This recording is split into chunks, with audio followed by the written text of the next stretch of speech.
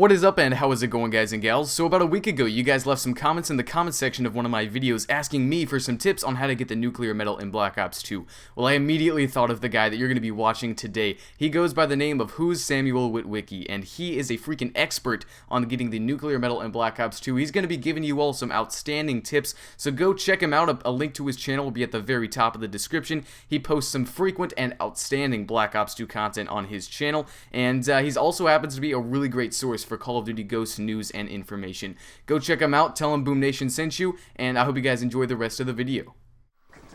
What's going on, guys? My name's WhosSamuelWitwicky and this is Going Nuclear. Today I have a multi-team nuclear gameplay to share with you, playing some hardpoint here on Plaza using the AN-94, and in this video I'm going to give you guys some multi-team tips, some nuclear tips, and share another great class setup with you guys. Speaking of which, you can check out the class setup just to the right of this gameplay and the Going Nuclear countdown at the bottom. So in multi-team, there is 3 different game types that you will encounter. There is Team Deathmatch, Kill Confirmed, and Hardpoint. In my opinion, Hardpoint plays the best in multi-team. I just think that TDM and Kill Confirmed can just be a little too slow and too campy sometimes. Whereas Hardpoint, it's always going to have action because all 3 teams are for the most part going to be meeting at the same place and fighting over a single hardpoint. I would suggest teaming up with 2 other players if you want to play multi-team, because if you don't, it is going to be very hard to beat a team of 3. But in my experience, more often than not, we are getting paired up against split screeners and solo players, so it made getting a nuclear fairly easy for me. I actually got 2 nuclears in my first 2 attempts in multi-team, and that was in 2 different lobbies as well, so it wasn't that difficult. But before I move on to my class setup and my score streaks for this gameplay, I wanted to point out a little multi-team tip for you guys. So in the kill feed in multi-team, there is 3 different colors for the 3 different teams, whereas any other game type is just going to have your standard gray and then that tannish color. But in multi-team, there is going to be names that are white as well, and this is very useful. A good player will use this to their advantage, so that's just something to look out for and try to use to your advantage. I know in other game types it's not as useful, and you might not even use the kill feed at all, but in multi-team, it is a viable tool. So like I mentioned, this is a very solid class setup. I have been loving the AN-94 lately, and I have been having a ton of success with it. This perk setup is my standard setup that I usually go with.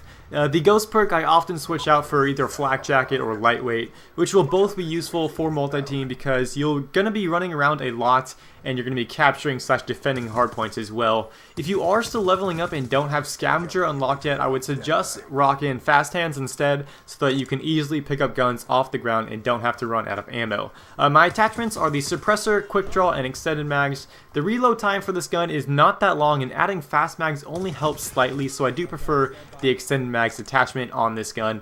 A couple more things that I like about the AN-94 is that it kills very fast. I like to use it especially when I don't have the best connection in Black Ops 2 because the first 2 rounds fire at a speed of 937 rounds per minute, which is actually the same fire rate as a Vector, so that is very fast. Also, those first 2 rounds have pretty much no recoil, so burst firing this gun is going to be even more effective than usual. Also, since it takes less bullets to kill your enemies, you're not going to be running out of ammo as easily as, say, like a Type 25, which even with Scavenger, I find myself running out of ammo with a Type 25 sometimes, just because it uses so many bullets. So moving on to my score streaks, I'm rocking the VSAT, the counter UAV, and the UAV. I really like using this score streak setup in multi-team because the enemies are a lot more sensitive to getting killed by score streaks in multi-team.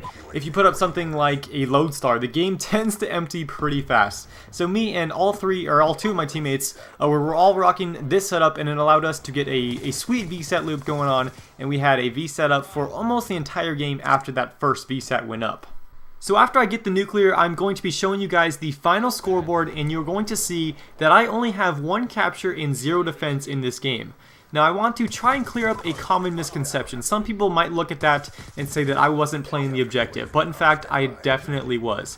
At the beginning of this game, my buddies actually suggested that they would secure the hardpoints and that I should be the roamer, and obviously it worked pretty effective because we destroyed both of the teams in this game.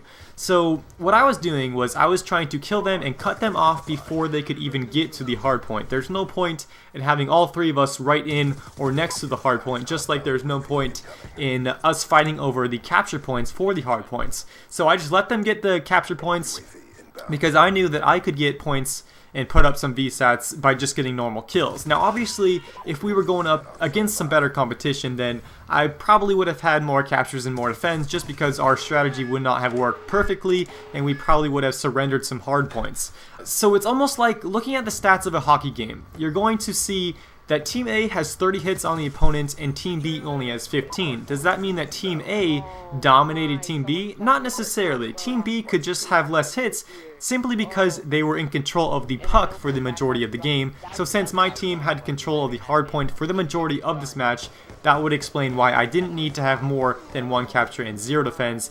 And that's a good thing. That is the end of this gameplay, guys. I hope you enjoyed, and if you did, make sure to blow up that like button and check out my channel in the description. Thanks for watching, guys. Roll out.